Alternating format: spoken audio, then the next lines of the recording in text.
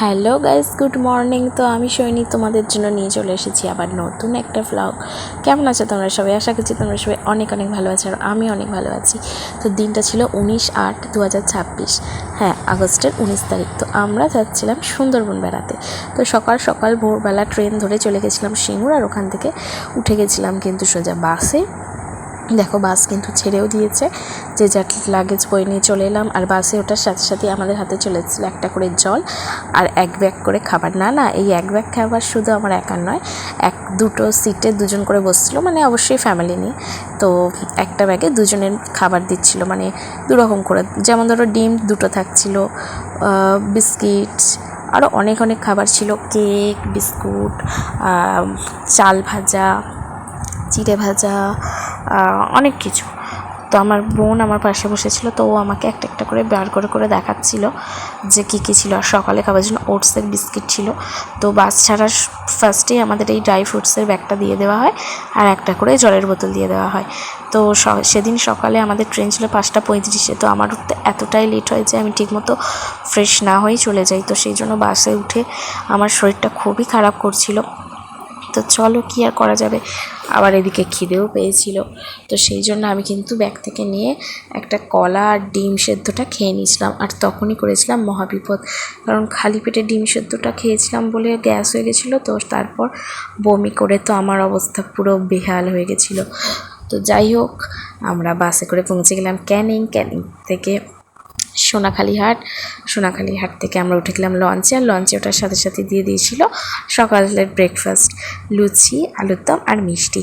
তো লঞ্চে বসে খেতে খেতে এখন আমরা এই প্রাকৃতিক সৌন্দর্য উপভোগ করতে করতে যাচ্ছি। আর সুন্দরবন কিন্তু আমি ফার্স্ট টাইম গেলাম, তো ভীষণ মজা হচ্ছিল।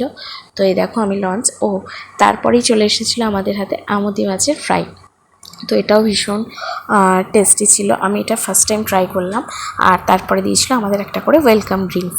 তো দেখো, আমার জামা কাপড়ের অবস্থাও কিন্তু খারাপ ছিল, যে বললাম বমি টমি করেছিলাম, কিন্তু সেই মুহূর্তে ফ্রেশ হওয়ার কোনো উপায় ছিল না। তো যাই হোক, লঞ্চে করে এখন কিন্তু আমরা যাচ্ছি আমাদের হোটেলে। আর আমাদের হোটেলে যাচ্ছি। তো আমার চোখ মুখের অবস্থা দেখে বুঝতেই পারছো যে কতটা শরীর খারাপ। তো আমরা এখন যাচ্ছি পাখিরালয়, আমাদের হোটেল ছিল পাখিরালয়তে। তো চলো, তোমাদেরকে দেখাচ্ছিলাম, আমার মুখ চোখের অবস্থা পুরো বেহাল হয়ে গেছিলো। আর এই যে ওয়েলকাম ড্রিঙ্কসটা, আকাশ, নদী, দিগন্তরেখা, সবুজ তিনটের মিলনস্থল, মানে লঞ্চ থেকে জাস্ট ওয়াও লাগছিল চারদিকের পরিবেশটা। তো দেখো, এখন আমরা চলে এসেছি দুপুরের লাঞ্চে। তো প্রথম দিন আমাদের লাঞ্চে ছিল ভাত, ডাল, মেবি এটাতে কিছু সবজি অ্যাড ছিল, যাই হোক আমার পাতে পড়েনি। তারপর ছিল গরম গরম বেগুনির পরে দিয়ে দিয়েছিল, এখানে এক হাতে ক্যামেরা করছিলাম বলে একটু তোমরা করে নিও, পার্শে বাটার ওই ঝাল দিয়েছিল, টেস্ট ছিল মাছটায়। তো তারপরে ছিল খাওয়া দাওয়া সেরে আমরা কিন্তু চলে গেছিলাম সাইট সিন বলতে, এখান থেকে লঞ্চ থেকে আমরা নামলাম।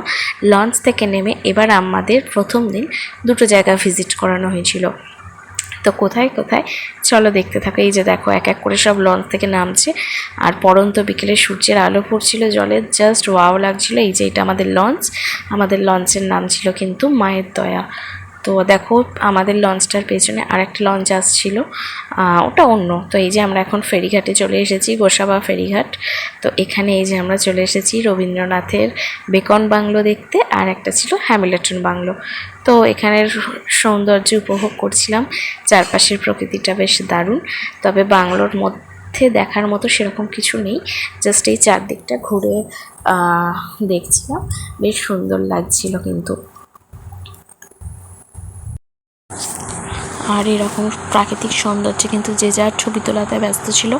আমরা টোটাল মোট গেছিলাম বোধহয় 25 জন মতো। আচ্ছা, যাই হোক, তারপরে আমরা লঞ্চে উঠে গেলাম। তারপর আমাদের হাতে চলে এলো একটা করে ফল। তো যাই হোক, তারপরে আমরা লঞ্চে করে পৌঁছে গেলাম আমরা যেখানে নাইট স্টে করবো। আমরা পাখিরালয়েতে নাইট স্টে করেছিলাম আপনজন রিসর্টে। তো হোটেলের চারপাশটা তোমাদের সাথে একটু শেয়ার করে দিলাম। তো চলো, এবার সবাই মিলে আমরা ফ্রেশ হয়ে নিয়েছিলাম। আর ফ্রেশ হয়ে নেওয়ার পর এখানে সন্ধে কিন্তু ছিল দারুণ একটা চমক।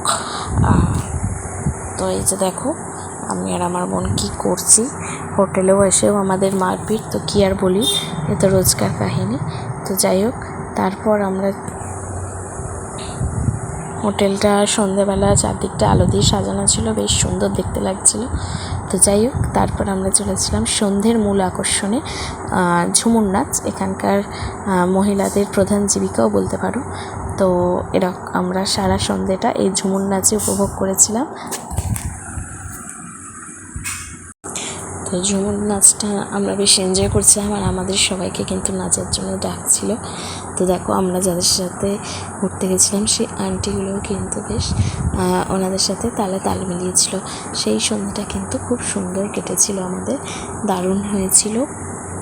তো তারপর আমরা চলে এলাম আমাদের রাতের ডিনারে। আর সেদিন রাতের ডিনারে ফার্স্টে ছিল ভাত, ডাল, তারপরে দিয়েছিল আলু ভাজা, তারপরে আলু ভাজার পরে কিন্তু ছিল হচ্ছে মটন। তো এই যে দেখো, মটন চলে এসেছে। আর এটা আর একটা কি তরকারি ছিল, আমার এই মুহূর্তে মনে পড়ছে না। তো যাই হোক, লাস্টে বোধহয় মটন দিয়েছিল। হ্যাঁ, এই যে দেখো, বাটিতে করে মটন চলে এসেছে। তো দেখো, হঠাৎ করে কারেন্ট চলে